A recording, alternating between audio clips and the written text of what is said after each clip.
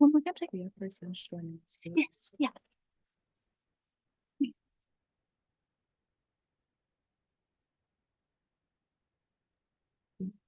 Hello, good afternoon, everyone. Good afternoon to our special guests, to faculty, to my colleagues, and other specially invited guests. So we will now begin the event, and also I want to give a special welcome to those who are joining us online. So welcome to Book Talk, Timely Cash, Lessons from 2,500 Years of Giving People Money, featuring Dr. Ugo Gentilini of the World Bank and also Nora Lustig from Tulane University. So before we begin, I would like to read the bio of Dr. Gentilini, who is the man of the hour. So, oh, I'm sorry, I didn't introduce myself. I am Abayomi Edwards Dyer. I am a master's candidate in global human development. Ugo Gentilini serves as the lead economist for social protection and jobs in the MENA region at the World Bank. With 25 years of professional experience, his work combines empirical inquiry and operational design in countries across the income spectrum. Ugo's publications explore the intersection between social protection systems and a wide range of themes, such as labor markets, human development, crisis preparedness and response, food security and nutrition, urbanization, and humanitarian assistance. Before joining MENA, Ugo was global lead for social assistance. He produces a weekly newsletter on social protection, reaching a wide global audience. So with that, please help me to welcome Dr. Ugo Gentilini.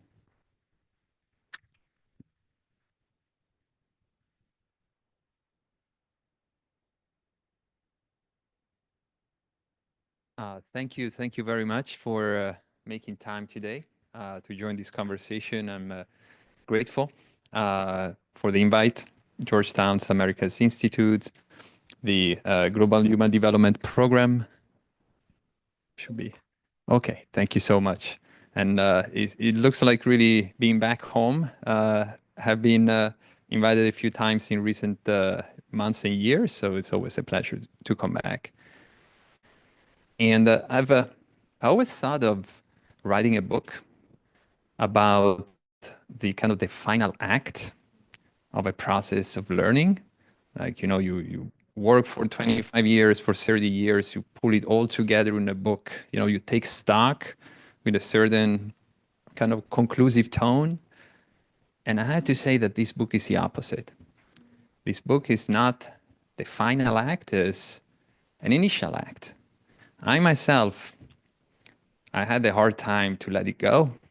When you have to submit the book to the publisher, there are always things to add, but I still have a lot of questions in my mind about the book's issues, and because it kind of combines some technical issues, but with other philosophical dilemmas.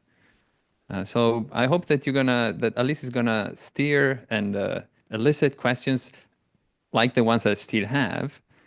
And my own process of exploration started with this painting by Frederick Smuzelix. It's a painting of 1788. And I'll tell you a second what it is about. It's in Krakow in Poland.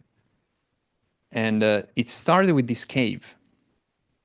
This is a cave near Athens in a place called Laurium. And this cave, a silver cave, a silver mine that was used actually up to 1978, since 483 before Christ. And when it was discovered in 483, it's not that you go out and say, oh, maybe there is a book that tells me when the cash transfers as we know them started, because that's what I was looking for. And what actually happened is that through a process of research, you come across some random facts, and that random facts actually leads you to a larger story. And I came across this story of this mine, this silver mine. And when it was discovered in 483 BC, there was a major debate in Athens on how to use the revenues from silver. And it turns out that there were two camps on how to use it. One was Aristides, who said that actually we should use it to continue our cash transfer programs that were already in place. So 403, there was already something going on in Athens. And on the other hand, you had Themistocles, who championed reinvesting those resources to the Navy, because there were a few threats to Athens at the time. So there was a referendum, and every citizen, actually male citizen only, in Athens, was called to choose who to ostracize, who should leave Athens. If you were pro-cash transfers, you actually want Themistocles out. And if you were instead, you wanted to use those resources for the Navy, all you had to do was just to write on a pottery shard the name of Aristides. And it turns out that, as you can see here, Aristides looks pretty sad because he just discovered that he lost the popular vote. I really try to see by how much. It's if you find out, let me know. But he lost his vote. So Athens stopped the distribution of cash transfers. Was a yearly distribution to all its citizens. They actually produced a specific coin for that occasion. It amounted to about 10 days of unskilled wage labor. So not a huge amount, but almost a symbolic amount, but it was part of the social contract, and it was, again, provided on a universal basis. Fast forward, 2,500 years later, here we are discussing a subject, cash transfers, money from the state to citizens, that has attracted an enormous volume of empirical research. And Shanta and Nora are here. They are incredibly prolific on this matter. So their papers are somewhere all across these bars. I estimated that there are about 1.4 million publications that were out in the past 40 years. And if you look at the average findings, they're pretty positive. Of course, there are some challenges that work better in some contexts than others, but they are very well evaluated, and overall, they generate positive effects. So why is it then that we seem to debate the same issues all over?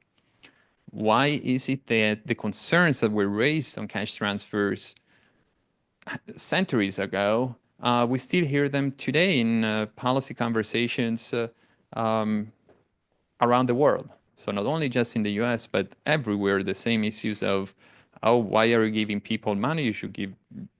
Isn't it better to have jobs? Would this disincentivize people from looking for jobs? The creation of dependency. So these are questions that have been with us forever.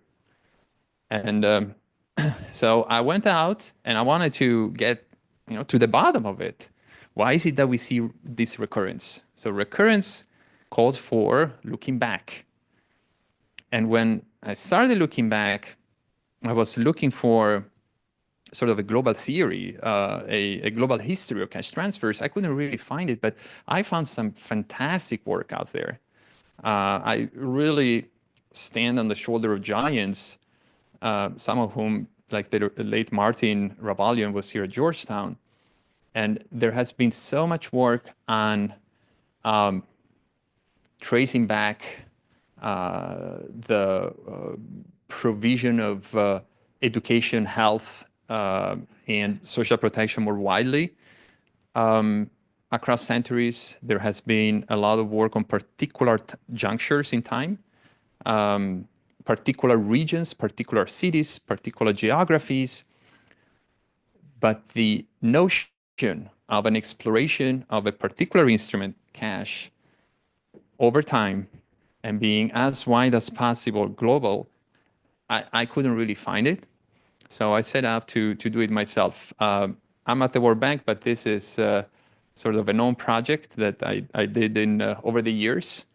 So just for the record, I'm not here in sort of an official capacity, but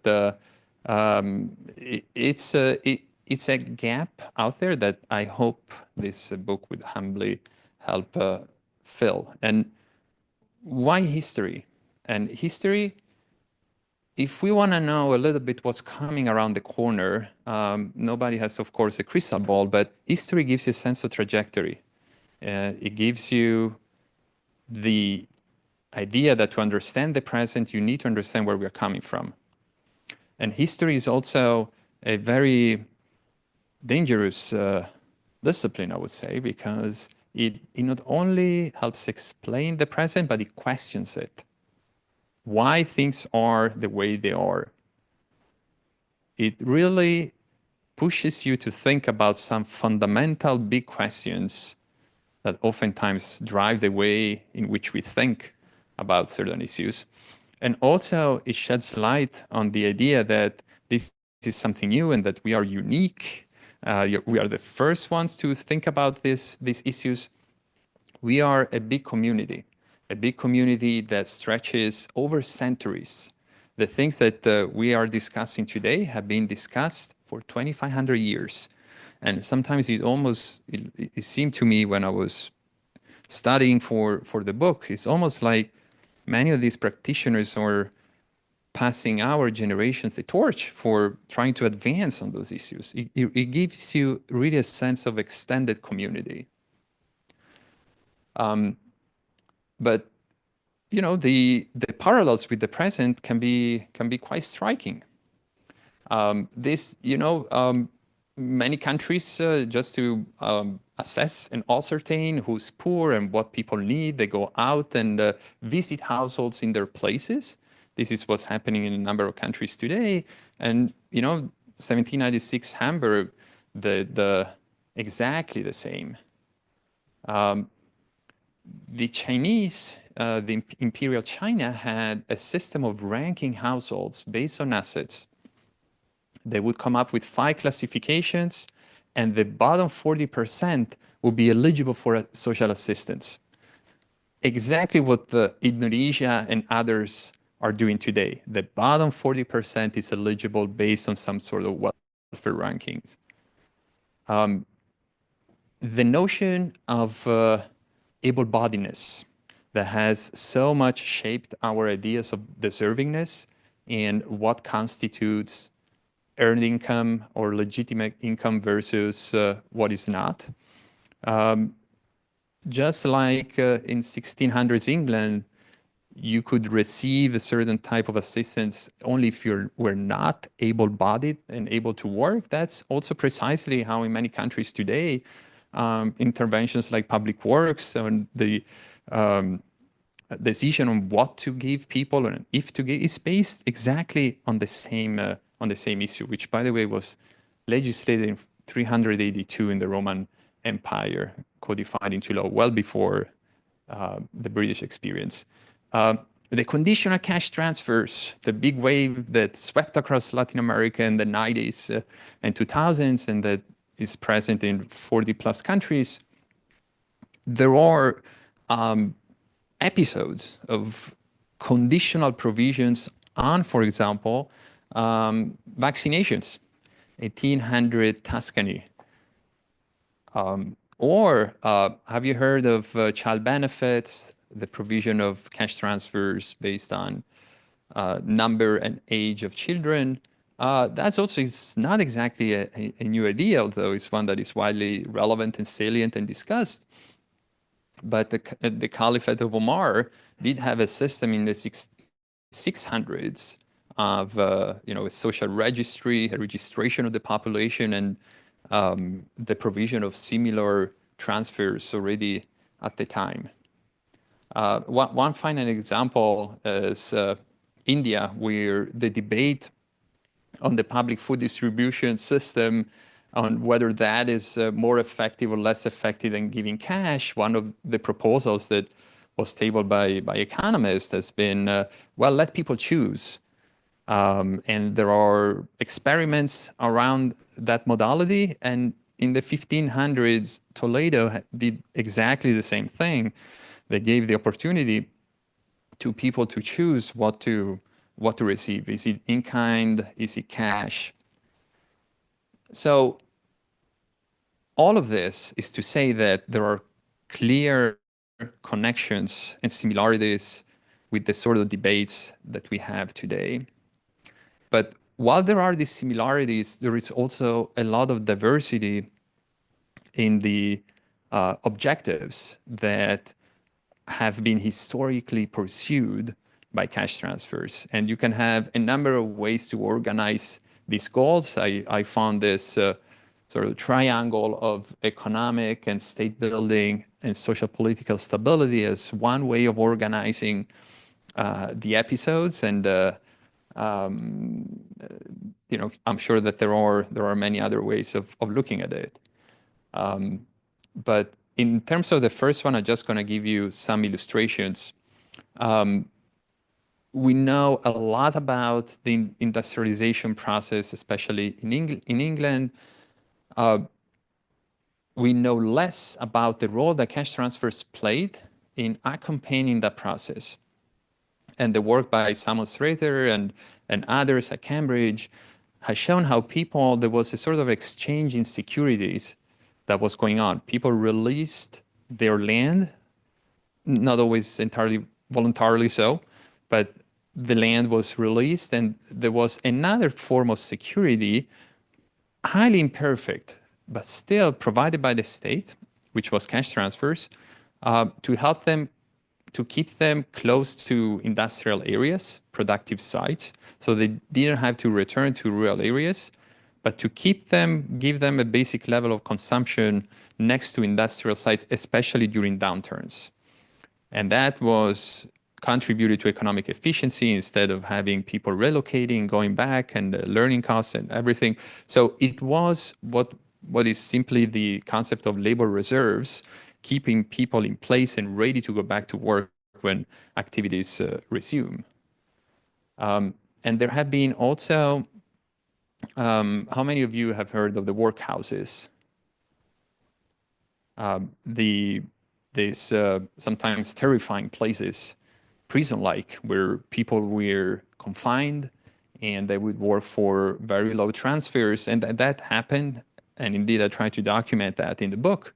But before that wave, there seems to have been a moment when policymakers have really thought through a way of reconciling the principles of assistance with market principles, organizing people in producing quality products to be sold on market, so with the idea of being sustainable. And there are the cases of Bristol, of Hamburg, and many others, and all the thinking that went into it. That didn't really succeed because of the structural forces, urbanization, wars, pandemics, that, and also the inherent challenges of the pre-workhouses models in achieving too many objectives. Not everybody can keep up with certain standards, and the quality didn't necessarily meet the market standards. So the point is that the attempt was there, but then the disillusion that went with these initiatives led to more punitive and harsher ways of conceiving assistance that also conform to the way in which the thinking about poverty has evolved, and that Martin had illustrated so clearly. So there was a moment of thinking how to integrate cash transfers with market principles very clearly. In terms of state building, food security is and has been so much at the center of the thinking in states, whether they're city states or larger states, even empires. And when we go back to ancient India, there are inscriptions that show how policymakers had pre-positioned commodities and cash in the case of droughts. So there are inscriptions that really describe that. So a way of anticipating and responding to droughts. And India, of course, has also a very rich history of public works. Sometimes it seems that this history of India is just a PDS. No, it's massive collection of practices that I try to also illustrate in the book. But the state has been very active in trying to anticipate and respond to shocks, something that also in China happened. Actually, in the 1600s, the Chinese Empire collected rainfall data to inform the possible responses to drought. This is, a graph that I use very frequently in my work, which conveys the ability of social protection systems to expand and reaching more people or giving more money to existing beneficiaries. This has been there for forever. In China, again, there were poor houses that were a little bit like workhouses, but with less work conditions. And in times of distress, there were top-ups. And even for the elderly, based on their age, up to 90 and plus, the corresponding amount of transfers was increased. So this goes back to the 1890s, the 1098.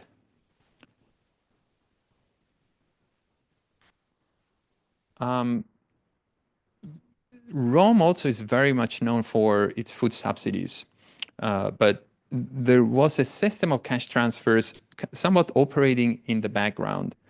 Around the year 100, there were these cash transfers called alimenta, were present in 40 plus cities, and they were progressively financed. So the state would impose actually some capital to large landlords who would use this capital, but then the interest that they had to pay, which was very low, would go and finance the transfers for people that lived around those areas. And the names of the financiers, of the landlords and the recipients are set in stones, marble stones. I had to go and touch it. You could see it's incredible. The social registries go back around this time. I mean, they're 2,000 years old. Name of people, who's paying, what they're getting, and they are placed very visibly in the local towns. Also, in this case, there was a coin that kind of alimenta. You could see down here the name of the program, and it did have this dual objective of increasing agriculture and providing some support. Finally, there are a number of examples where crises have been a defining moment for enhancing state capacities. The U.S. had a number of programs in place well before the Great Depression. The discussion on large-scale public works is fascinating, but before that, during the follow-up to the Civil War, the War of Independence, there was a system of transfers for veterans that eventually evolved into a system of protection from age risks. And also in the 1930s, at least 10 cities in this country experimented with replacing in-kind provisions with cash transfers. And they had an evaluation framework behind it. Many people that managed those cash transfers worked in NGOs that then joined the government and enhanced the capabilities of municipal governments to handle also public works during the Depression. Let me quickly go through the last bit. I always thought of religion as important in these conversations, but I probably underestimated that because it's really foundational on how we think who deserves and who doesn't. And even, I'm Italian, and the Catholic worldview, I always thought about it being fairly indiscriminate, just help others. Well, actually, I learned that there is a fine targeting system. There are a lot of views based on merit, on your faith, and whether you have budget constraints or not, who should get it, how much, for how long. All those questions, incentives, they are codified in religious texts that were published around the year 1000. So quite interesting to see that. And of course, many religious institutions did act as a delivery system for assistance in the centuries. On the other hand, they often cash transfers also cemented some social disparities and discriminations. So there is also a negative side to it.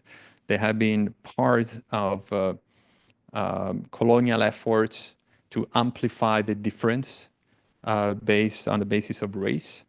So there is not always a positive story. There is also a whole story, and I looked at Fiji, South Carolina, South Africa, where they have been pursuing also similar goals.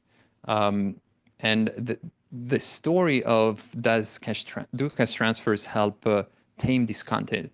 When people, especially in times of high food prices, riots that we hear nowadays, recently in Kenya, in Nigeria, in Egypt, those have been with us forever, and governments have used some of these programs, and that's been proven econometrically to tame that discontent, and also to provide very visible assistance and claim credit for it. That's why the conversation on tax versus transfers, sometimes taxes are important, but are less visible and felt versus the visibility of a big check. So there is a lot of literature around this, and a conversation that's been going on for some time. I'm conscious of time, so do I have like 5 minutes? That's okay.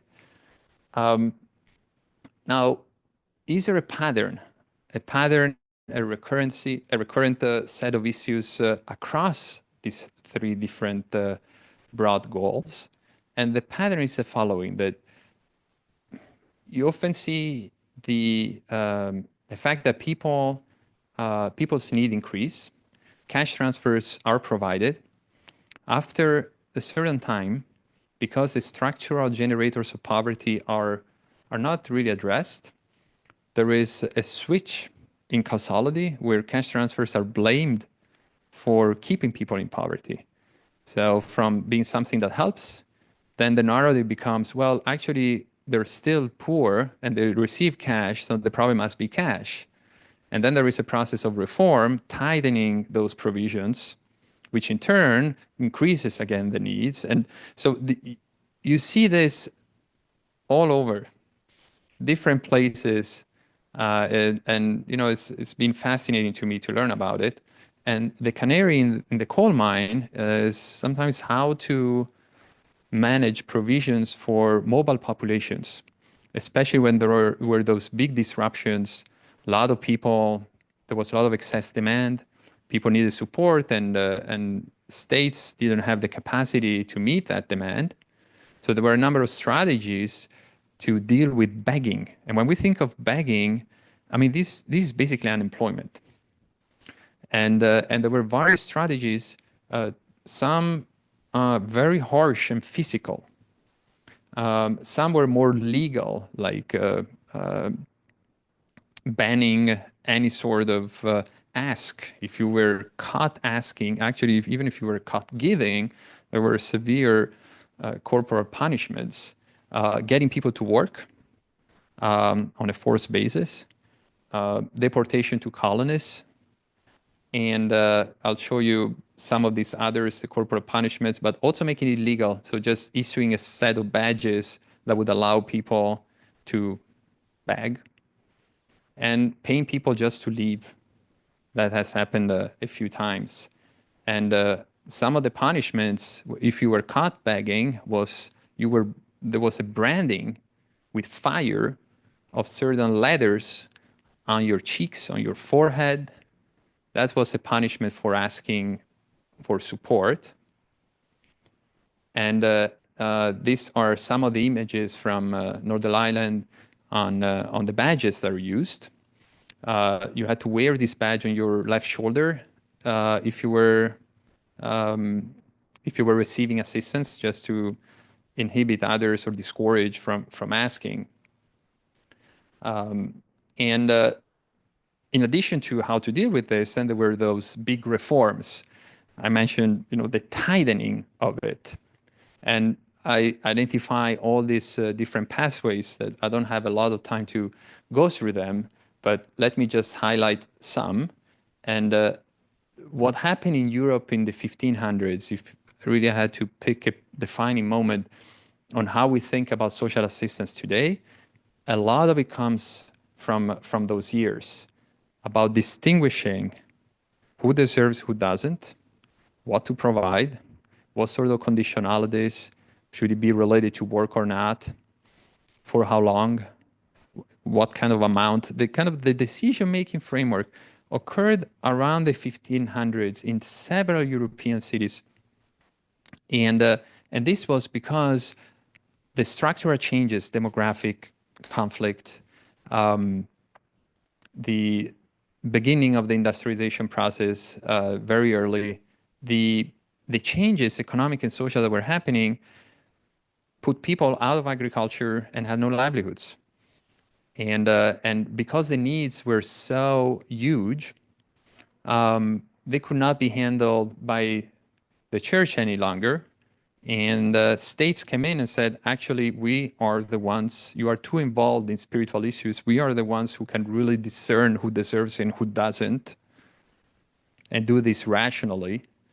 And how a number of debates also happen underneath this, but the differentiation and this process of discerning has some of its roots around that. So there is a shift in provider from religious to authorities to the state, but also the other way happened in other moments. One here in the US, if you look at the late 1800s New York, you see this rise of NGOs and civil society as a response to states being unable to respond effectively to the depression-related, crisis-related needs. So the NGOs stepped in and said, well, we actually are way more rigorous than you, state and municipal authorities, in discerning who really deserves, because so many people are getting assistance and they shouldn't. So it's exactly the same debate that was happening before, but with a change in providers. And then there are some hybrid models. Here in the US in the 80s and 90s, the conservative policies actually didn't really imply a reduction in spending per se, but a tightening in provisions, making it a little harder for people to access what they are entitled to by adding a lot of requirements. So that the US has this kind of dual shift from state to local and from public to private. And also, and this is kind of very important one, in England, the elevation of responsibilities from local level up to higher levels has been, its culmination was 1834 with the legislation, the New Poor Law, that has shaped our thinking about cash transfers in a very fundamental way. So the idea that you should give very little, that poverty is people's fault, all of that, a lot has been absorbed in in a report of around that time. And many of the founding fathers of economics weren't really big supporters of cash. It's a more nuanced than that, and I try to trace that in the book. But overall, the skepticism towards these provisions also kind of is very much there in the early days of economics.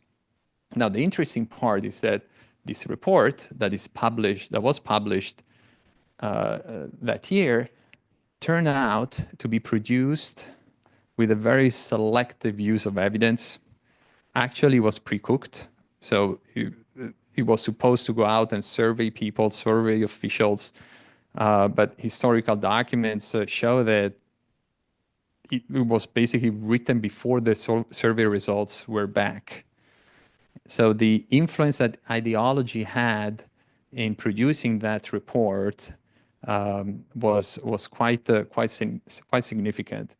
And if you look at the evidence about the effectiveness of cash transfers in the UK around that time, you see that at the beginning, cash was definitely the problem. Then it was, well, maybe on the employer's side. And then actually there are these structural issues of wars, of high food prices, of industrialization, of climate that actually make most people poor, and that cash is a response to a problem, not the problem itself. So there is a lot of kind of conversations that have been going on in that direction. I have promised just one slide or two left. Even the PowerPoint is tired. It doesn't want to move forward. Okay, I made that the influence of that report went well beyond England. It infused the debates in India about famine response. You could trace it in Sudan, very much in the US, especially in the 60s and 70s, in China as well. And Albert Hirschman, you may well know his work, but he's been elegantly laying out a theory on how the case against cash transfers is being made. It's really a playbook. And this doesn't mean that there aren't valid concerns against cash, because there are. But at the same time, they are overplayed in certain circumstances. And his three theses of perversity, futility, and jeopardy kind of lay out that playbook. So if you have to read the book, don't read mine, read his. And so these are my takeaways.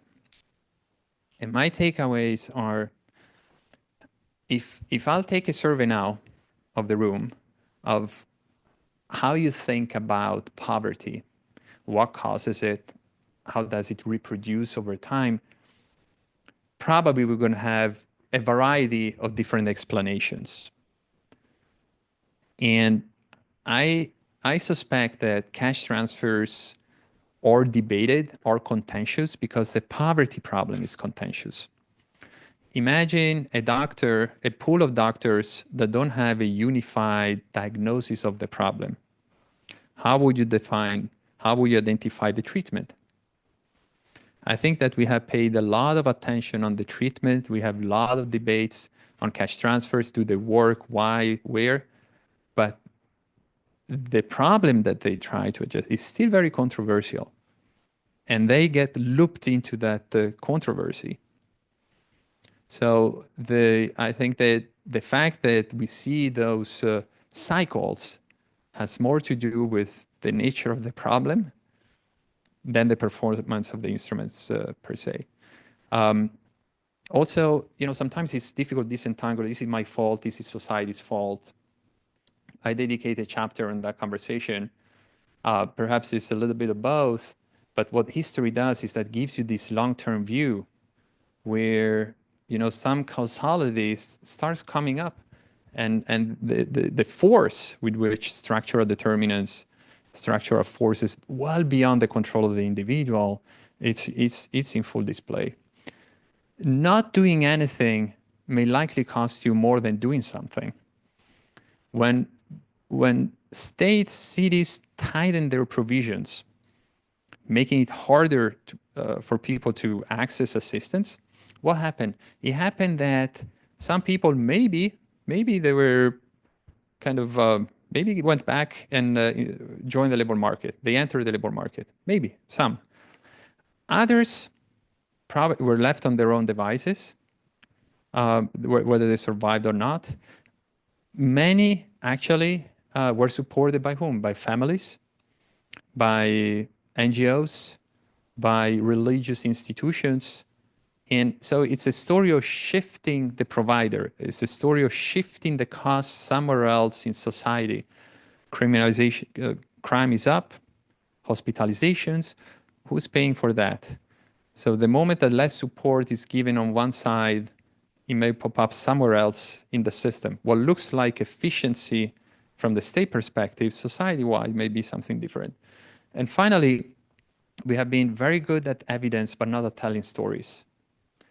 The extent to which the 1834 narrative has been sticking in our minds is truly remarkable. And it is based on this notion that you need scarcity and fear to instill action.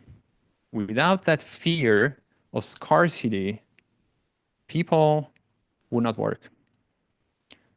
The conversation today is whether economic security will be a viable precondition to let people thrive.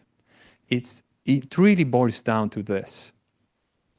The idea of incentives, of whether to, if and how much to give, is whether people feel secured, and so going out and having a floor under them, or whether you have to take away that floor and get them desperate enough to be out there.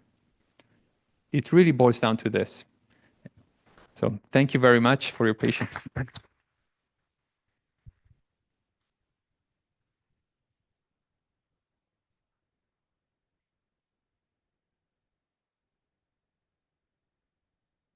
Thank you very much, Dr. Gentilini. Please join me in congratulating him once again. Thank you. So as promised, we will get into the fireside chat section of the afternoon. So I would ask Dr. Lustig to join us up. But before I do, I'm going to read her bio just so we get an idea of her background as well. Nora Lustig is the Samuel Z. Stone Professor of Latin American Economics and the founding director of the Commitment to Equity Institute at Tulane University. She is also a non-resident senior fellow at the Brookings Institution, the Georgetown University Americas Institute, the Center for Global Development, and the Paris School of Economics. Professor Lustig's research is on economic development, inequality, and social policies with emphasis on Latin America. Her recent publication, Commitment to Equity Handbook, Estimating the Impact of Fiscal Policy on Inequality and Poverty, is a step-by-step guide to assessing the impact of taxation and social spending on inequality and poverty in developing countries. Professor Lustig is the president of the Society for the Study of Economic Inequality and president emeritus of the Latin American and Caribbean Economic Association. She serves on the editorial board of the Journal of Economic Inequality. In November 2021, she was recognized with the Tulane University Innovation Award. She received her doctorate in economics from the University of California, Berkeley. So please join me in welcoming Professor Lustig to the stage.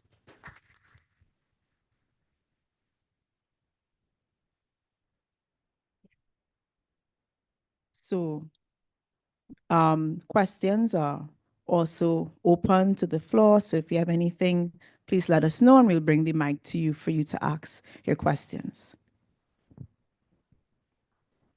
You're too far away. Come closer.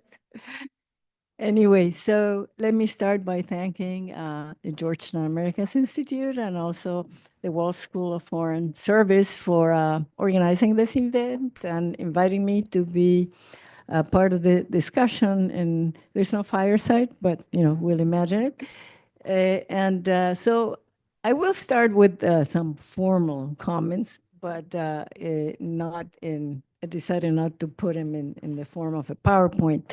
But before that, I wanted to congratulate Hugo for this excellent book. It is incredibly well researched. It's full of highlights and a pleasure to read. And I kept asking him, how did he manage to write a book while he was working? He's still working at the bank as a full-time staff. He told us somehow that the pandemic helped, right? Because there was less free time. But in any event, it's a very important book to understand the dynamics of cash transfers. And first, I wanted to sort of emphasize the fact that you're actually looking at the history of social assistance in the form of cash and not cash transfers in the narrow sense as we usually think about them.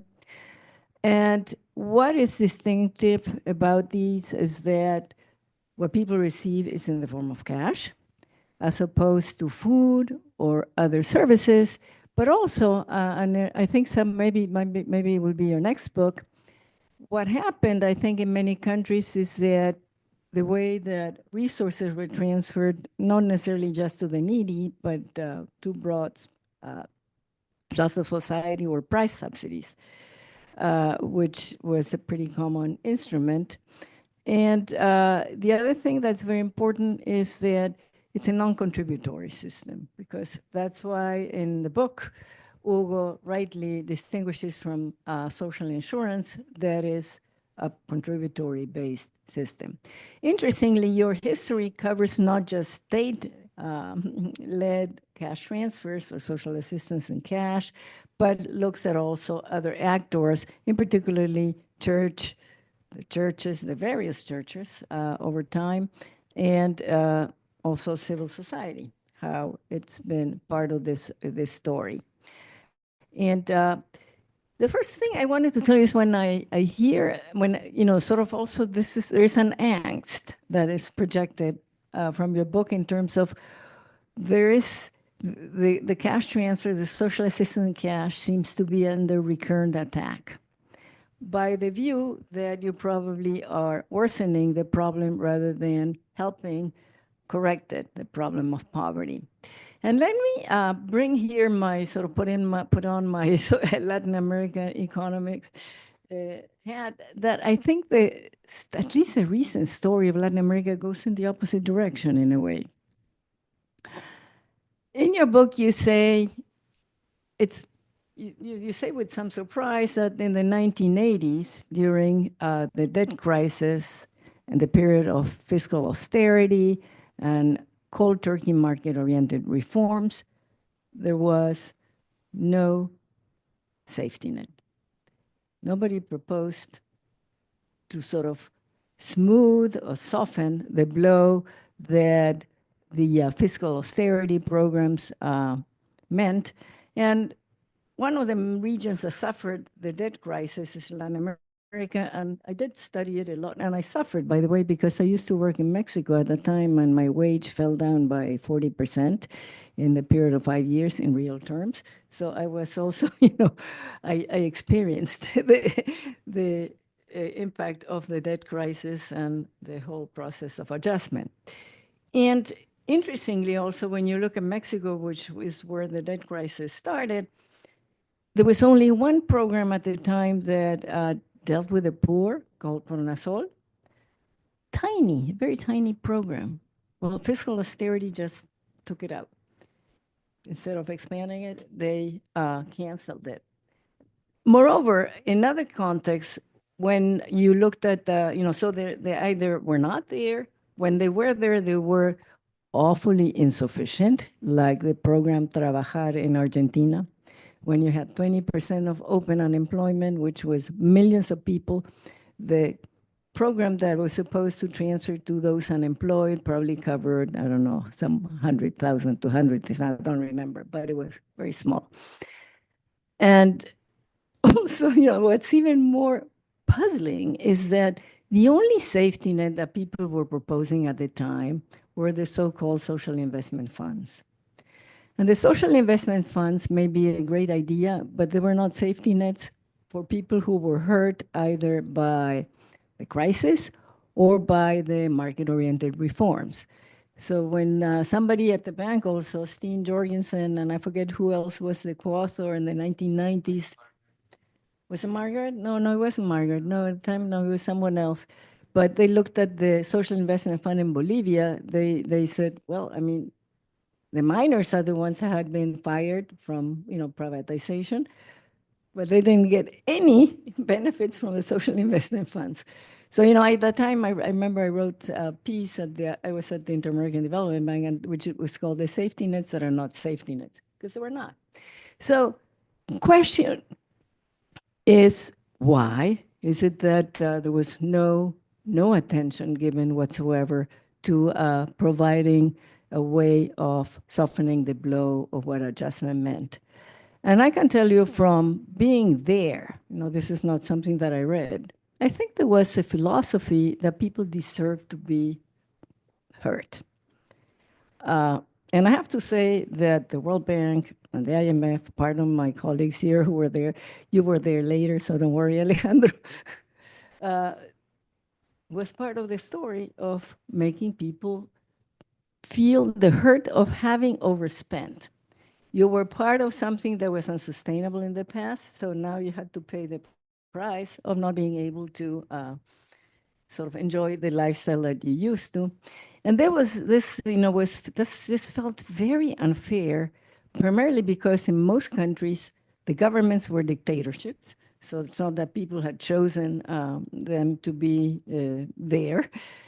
Or if they were not dictatorship, like Mexico was a very imperfect democracy, as we know at that time. So the view was just swallow the pain, okay? So it's even worse than what you say. There was a view that said, okay, you had to actually suffer the fact that you would not be able to sustain your living standard, whether poor or middle class, no? I mean, I think both were hurt during the period. Then what happened? You had a flourish of cash transfer programs that started in Brazil with Bolsa Escola and Progresa in Mexico by governments of very different ideology. In one case, it was center-left in Brazil.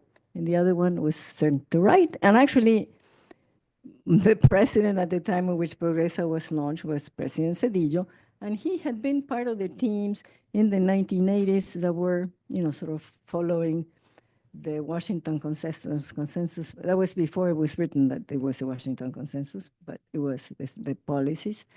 But they thought it was very important to introduce some form of cash transfer. And initially, it was driven by the fact that since you had to do away with general subsidies, general food subsidies, in the case of Mexico was tortilla, which is a pretty large amount of money was spent on that, it was important to give something in lieu of that to make it politically palatable. But it soon actually shifted towards a very full-fledged anti-poverty program. And interestingly, this flourished throughout Latin America.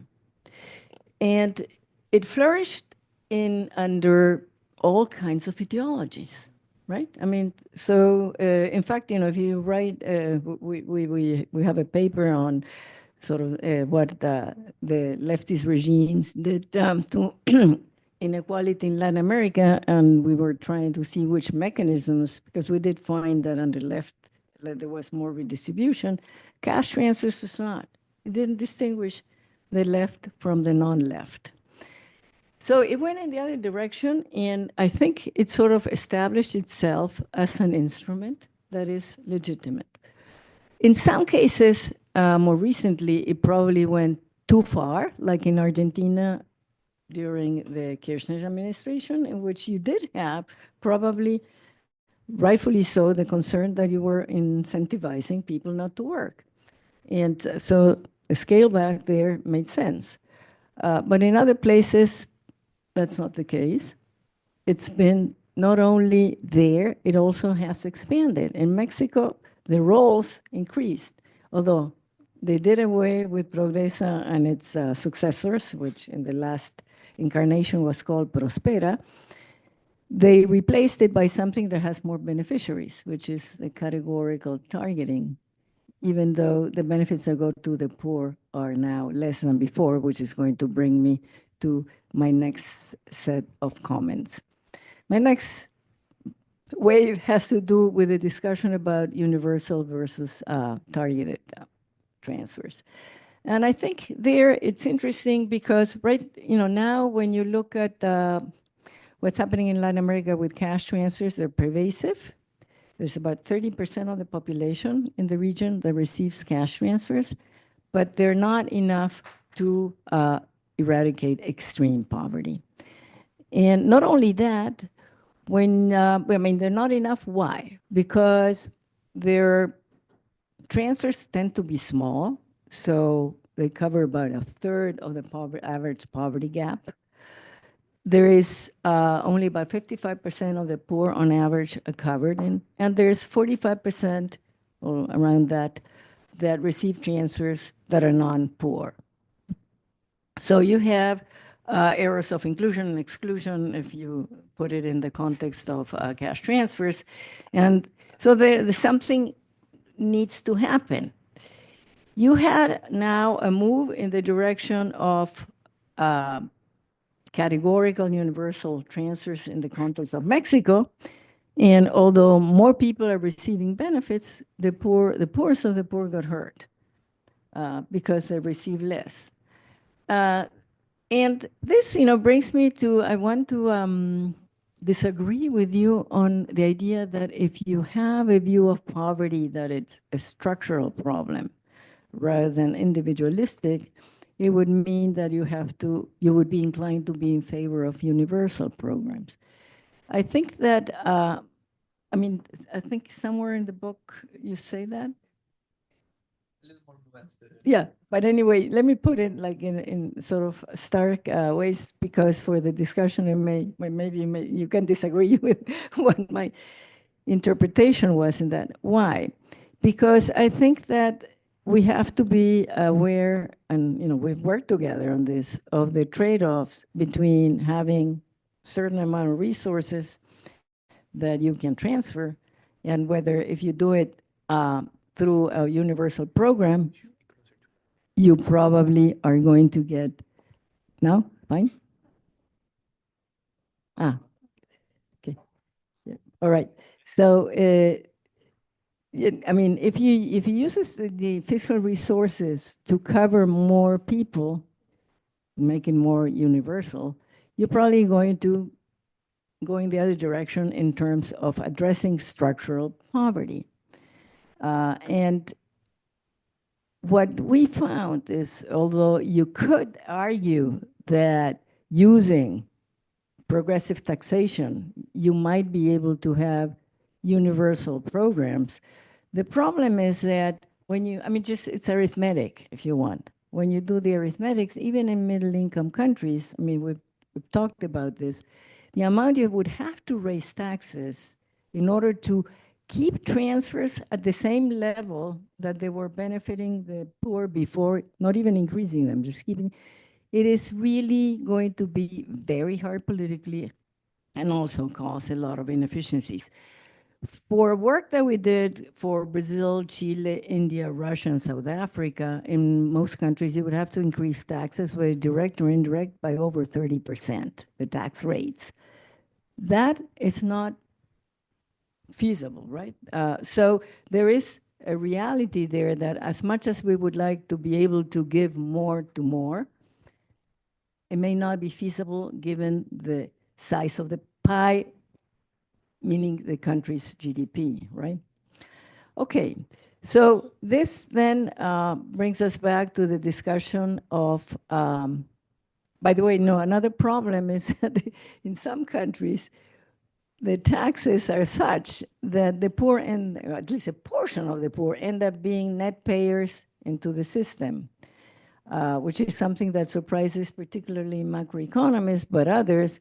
And why is that? Because consumption taxes, which we're not usually not thinking about, tend to be high also for the poor. You know, they pay them, even if they buy in informal markets, there's a VAT implicit in the chain. So that exacerbates the concern about maybe if you have a middle-income country, an upper middle-income country, and much more so low-income countries, you will need to continue thinking about some targeted programs if you want to address the very poor and make them leave poverty. So this brings me to a third, I mean, this is something that I thought would be very interesting to have a discussion, is that, and that's going to be my last, is what is the labor market going to look like in the future? If we believe the stories that people who are writing about the impact of AI may have on the labor market, then the labor market may be very different or non-existent.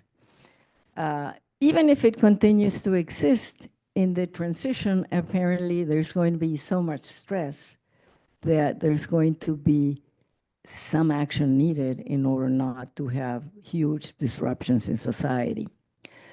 And, you know, right now I was looking, I mean, there's a paper I was mentioning to you by Anton Korinek and Joyce Lee from the NBR that's called Preparing for, and then in parentheses, Disappearing question mark, Future of Work, where they argue that either you will have to have a different distribution of capital or, you know, huge benefits.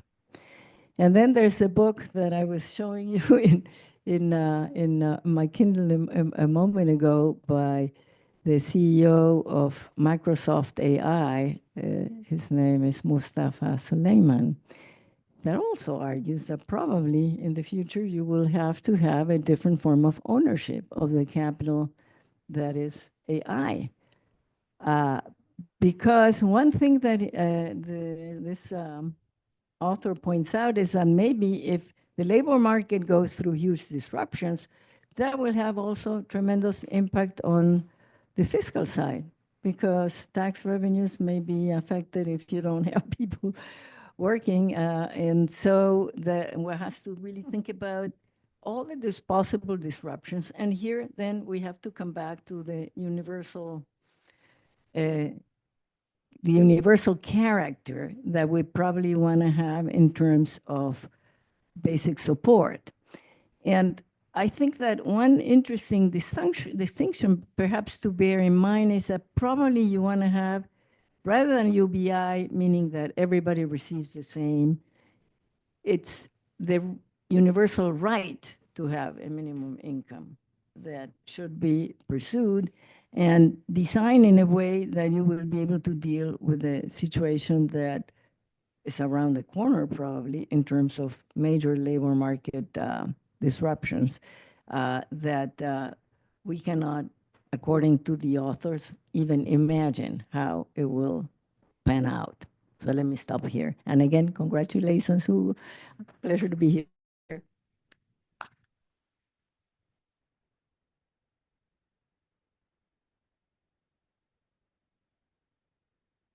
Me to offer some thoughts in reply, and then yeah, no, I'd love to hear from all of you. Thank you so much, Nora. You've always been such an inspiring figure. It's been an honor for me to work with you on our UBI book, a theme that Shanta knows very well, and I think your work on fiscal incidence has been enormously influential for what Nora has been showing through her CQ work. It's been basically that you can have the best designed cash transfer program if you don't fix the net effects of taxes and benefits. That may be actually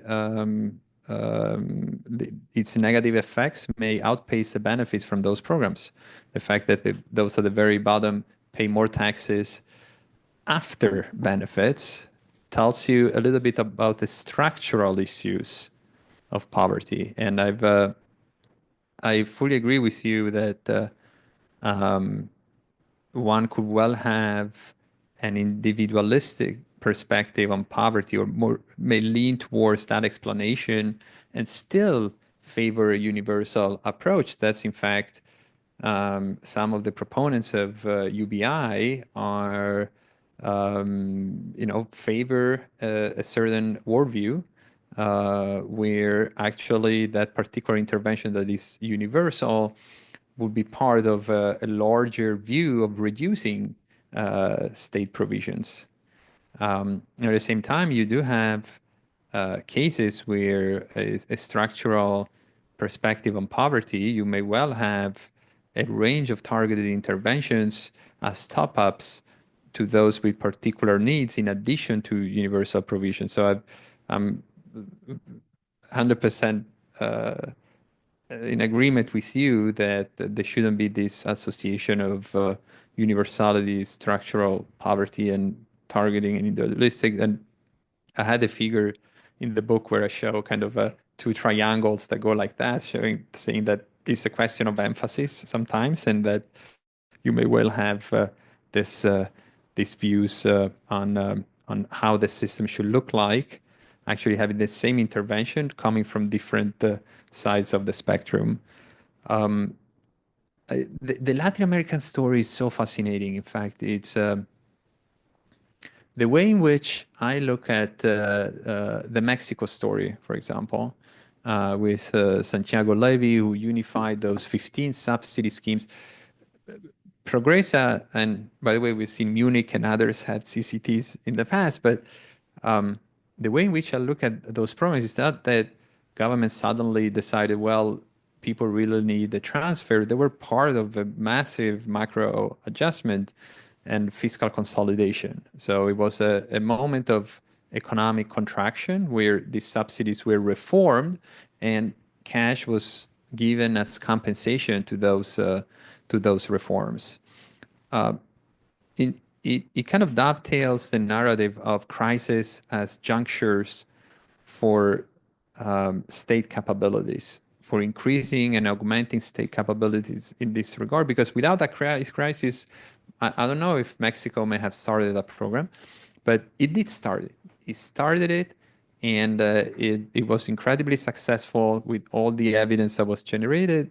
Alas, it was discontinued. It was replaced with something else, but perhaps the flagship program for a number of years, when you thought of cash transfers in the early 2000s, you probably thought of Mexico. And with the best evidence by IFPRI, experiments being run, then suddenly was just changed for something else.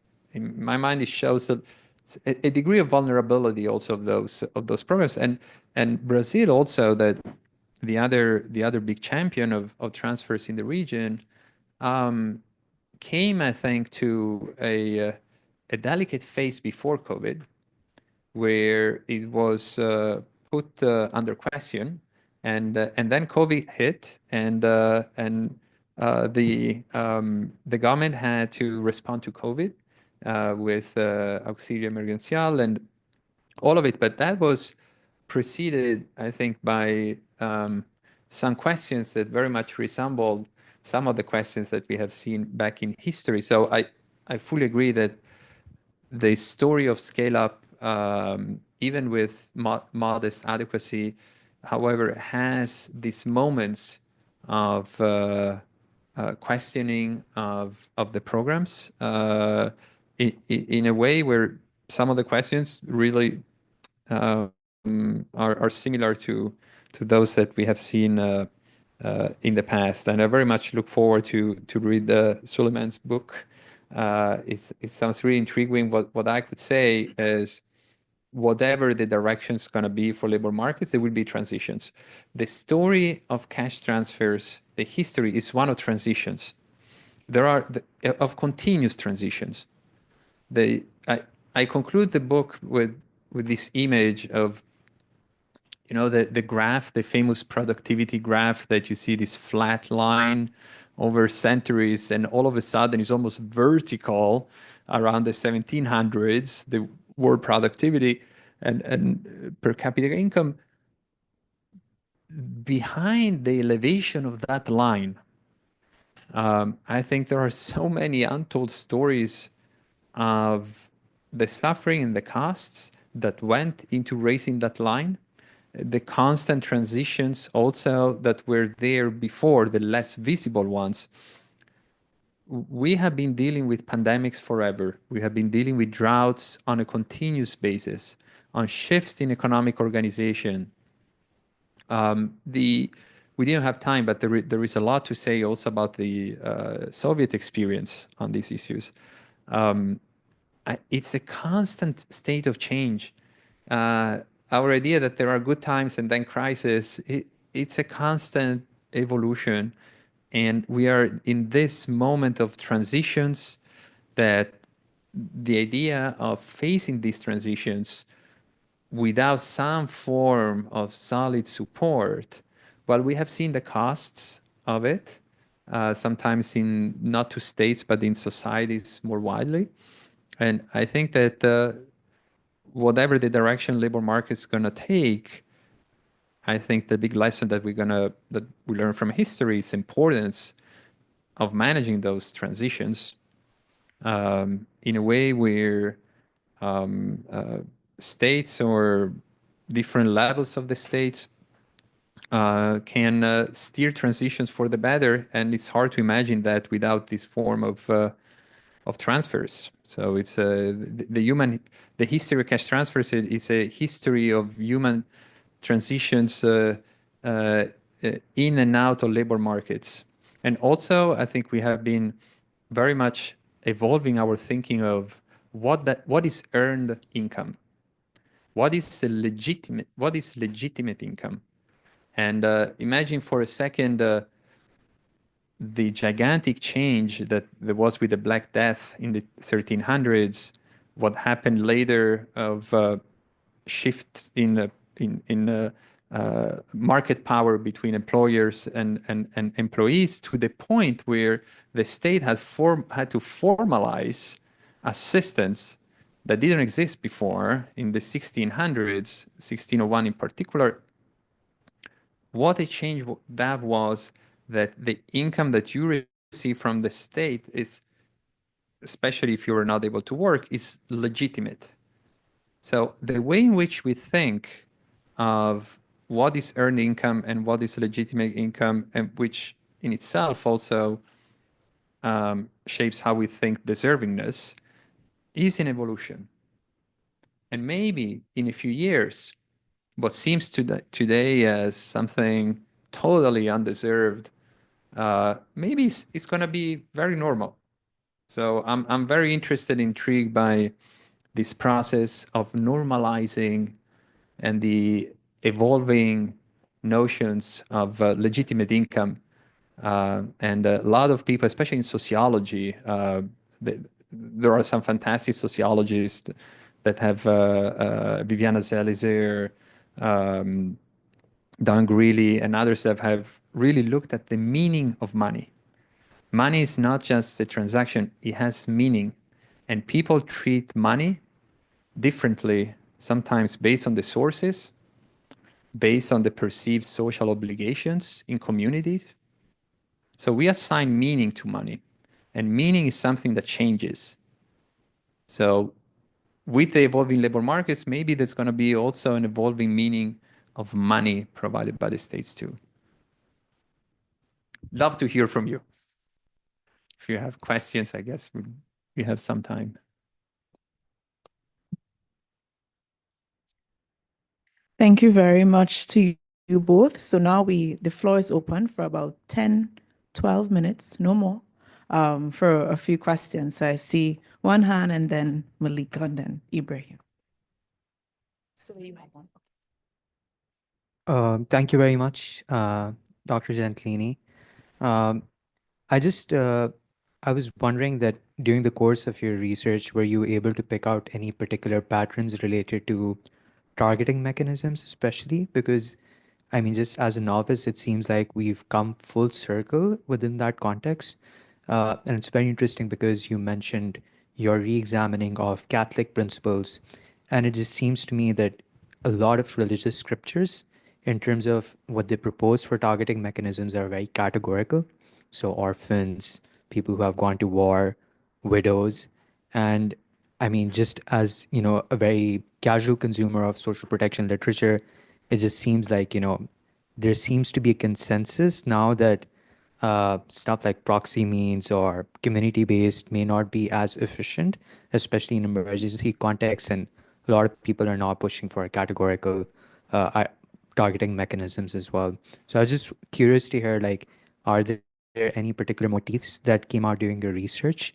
And if so, do they have any any influence in terms of future trajectories of targeting mechanisms within the context of cash transfers? Thank you very much.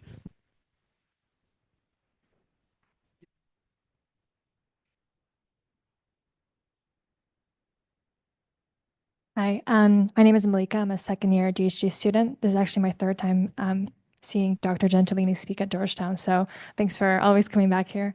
I'm wondering if through the vast amount of history that you combed through, if the use of cash transfers was recognized by states as an explicit poverty reduction or poverty alleviation strategy, if it was seen by states as a problem, if poverty was seen as a problem and then cash transfers were used as an instrument to solve that, or was it just kind of a one-off strategy or ad hoc mitigations to crises or shocks? Yes, hello. Thank you so much. I'm actually very excited to read your book. I actually came today with the thought that we would get conclusive evidence of what's good or bad, but it left you with questions. So I'm interested to dive into it. So this question, I would say it's more so anecdotal. Let's say it's a personal question. So a few years ago, I used to live in Egypt. And I remember at the time I used to give out money to people asking for money, kids, etc. And then eventually a brother, he admonished me. He said, there's actually etiquette. So for context, I am a Muslim. He says there's actually etiquette in Islam in how you give money. So he says you don't want to push it to the extent whereby you are, I guess, incentivizing idleness, if that's the correct way to put it. Anyway, so as I started to learn about that that construct, I started to change the way I give. And fast forward, I've lived in different countries. I've lived among the poor, if that's even the right way to put it, overseas and also here in the US. Now, what I found here in the US, which is interesting to me at least, is that there are more social protection mechanisms. There's SSI, there's food stamps, there's many things, whereas overseas, there's less of that, is less prevalent. So the way the poor navigate survival is very different. And one thing that I found here, at least in the US, is that at least amongst the people that I was around, that I noticed was begging turned into something that they would call, I'm going to go hustle. I'm going to go hustle to get a few dollars by asking people a few things.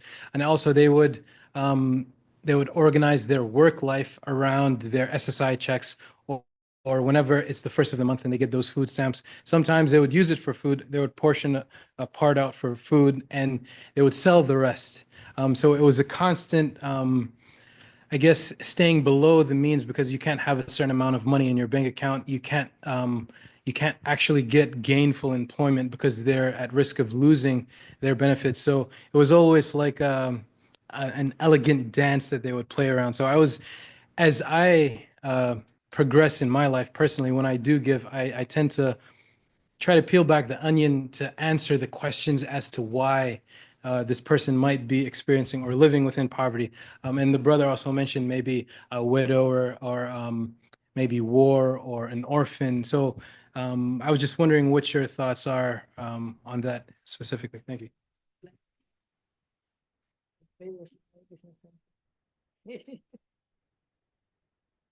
Would you like to respond, Nora? You had also a point on this, but The no, thank you so much. These are great questions and interconnected.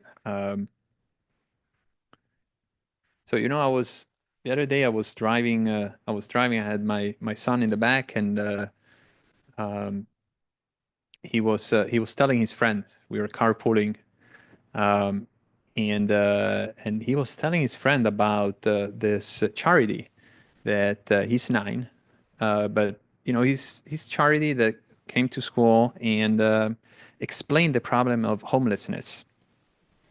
So I said, okay, this sounds interesting. Let me put an ear on what they're saying. And then my son was explaining that, what's the best way of helping a homeless person?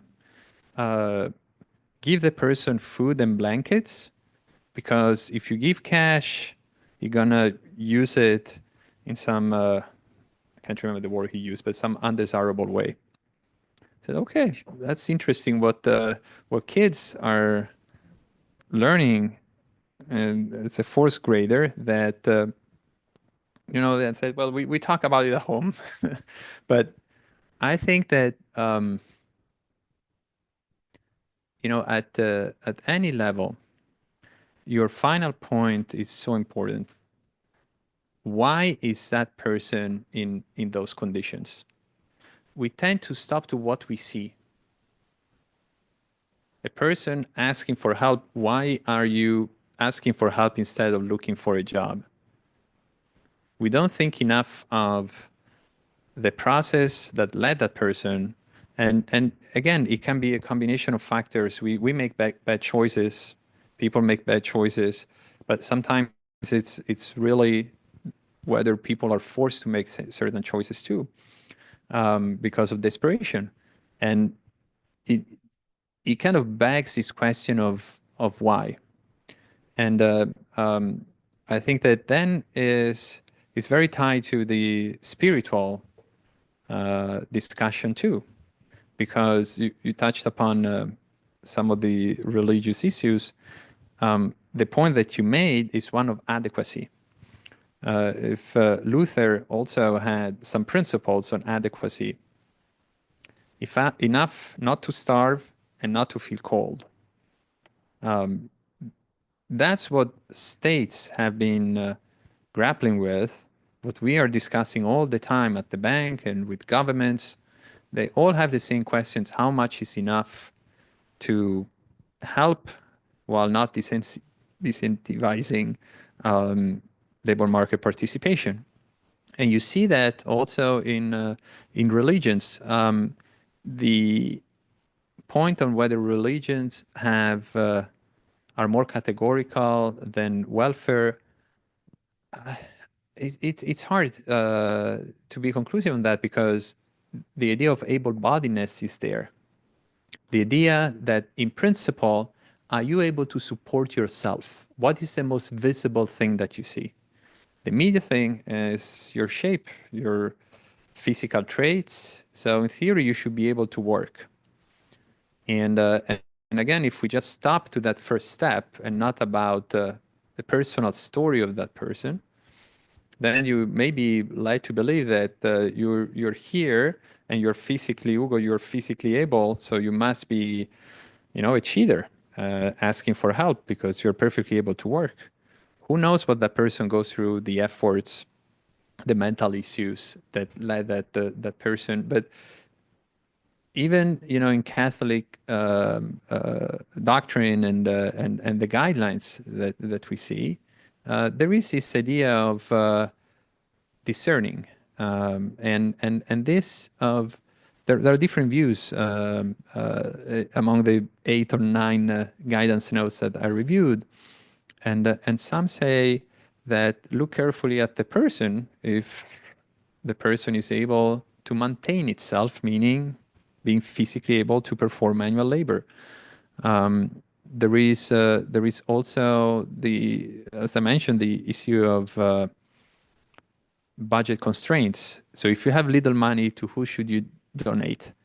And then there he says, okay, then try to donate to the most vulnerables, and then you get into orphans, very seniors, that it gets categorical maybe just because of the budget constraints. So I'm led to think that we all have a certain bias somewhat, or a certain attitudes to inquire who deserves more than others. And this is what states do. This is what communities do. This is what we ourselves do, whether sometimes unconsciously so, and religions do. There is always this process of sorting. And on your question of states and whether, if I understood correctly, whether they're mostly about crisis response or, well, it's a big part of it. Also because there were always crises, always. I had one slide, again, for time, I didn't go through it, but where I showed how to deal with begging. And there is one point in the slide where I show Venice. And Venice, because in the 1500s, 16 and 14, there were so many plagues and crises and pandemics that they stopped giving assistance to those that were non-residents because they were conduits for the virus. It was part of health policy, and dealing with pandemics at the time was very intertwined with welfare provisions. And there was a system, also in Germany similarly, but the point is that there always is crisis of different sorts that states are so embedded into their provisions, even if they are not like droughts that happen like every 2-3 years, but there is this daily challenges that have oftentimes outstripped the capacities of authorities to handle, that have that in a way states have been acting in crisis mode, even if it wasn't a crisis per se. But there are also roles in establishing or cementing social hierarchies, as I showed. There are rationales around social cohesion and acceptance of reforms, and that's kind of taming discontent and making some reforms more acceptable, which goes back to Nora's point on some of the subsidy reforms. Nora, you commented very quickly on the one on religion.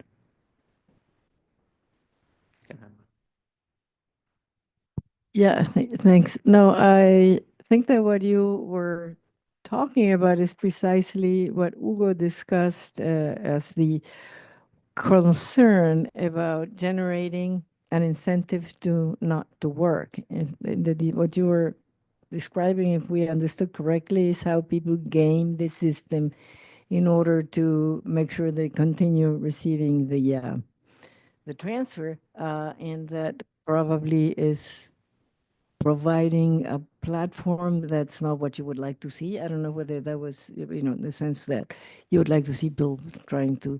So you were given an example through your experience of the legitimate concern that maybe the way the transfers are designed can be self-defeating, because people are going to minimize the amount of mobility in order to continue to receive the transfers. I also wanted to mention something about whether transfers are a response to crisis versus anti-poverty. At least in Latin America, I would say their response to try to deal with poverty. They're not designed as safety nets in the sense that there's something that there's a shock, and therefore, you increase what people receive, and when they don't need it, they are graduated. They're just given based on a roster of needs, depending on the type of design of the program.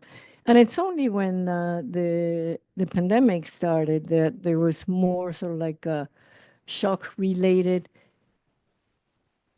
transfer. The thing about Mexico is that they did not start the Progresa during the crisis. It was in 97. The most intense period of the crisis in Mexico was in the 1980s. In the 1990s, you had privatization of certain companies, and you wanted to get rid of the subsidies for efficiency purposes, but it was no longer, I mean, the crisis happened later as a result of, by the way, the market-oriented reforms, the second crisis. We had the 80s and then the 90s. But it was not driven by the at the heat of the crisis. That's why I was saying that during that, I mean, when I was reading you, I said, yeah, I mean, the view was really, we don't care about the poor. I mean, if you spoke to policymakers then, and it's not, I mean, you were at the bank in the 80s? Yeah, you remember that, right? Or you don't remember? Okay, so then we'll have a nice discussion during dinner. Then, because I do remember that there was a very sort of, you talk to policymakers and say, why? I mean, that's why the book by Richard Jolly and Andrea Cornia and Francis Stewart on adjustment with the human face was so important, is because he said, hey, you know, you want to do this, be careful because there are social costs and you have to take care of them. It was not part of the equation in the 1980s. And, you know, if you have different evidence, I'm curious because my evidence is overpowering. That's not, it wasn't there. You know,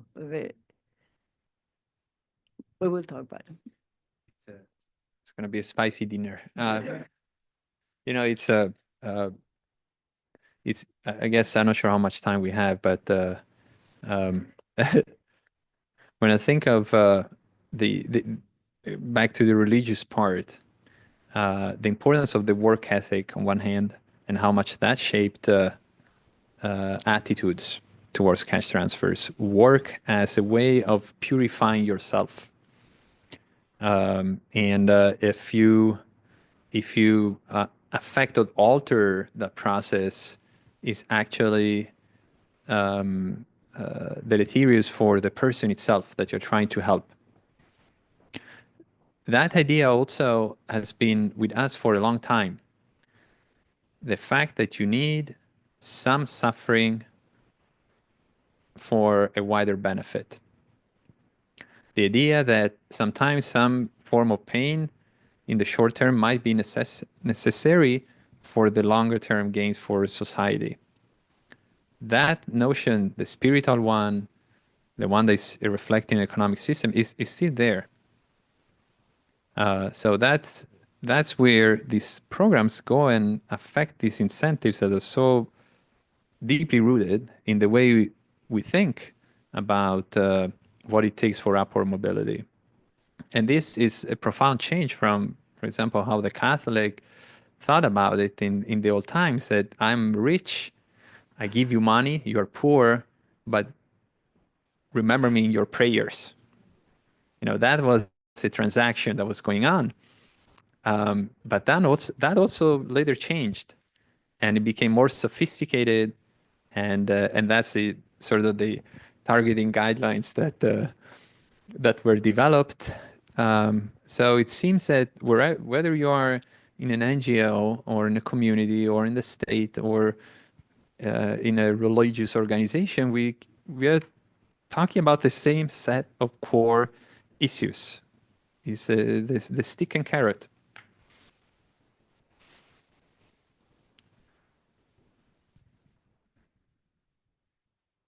We went over a few minutes. Yeah.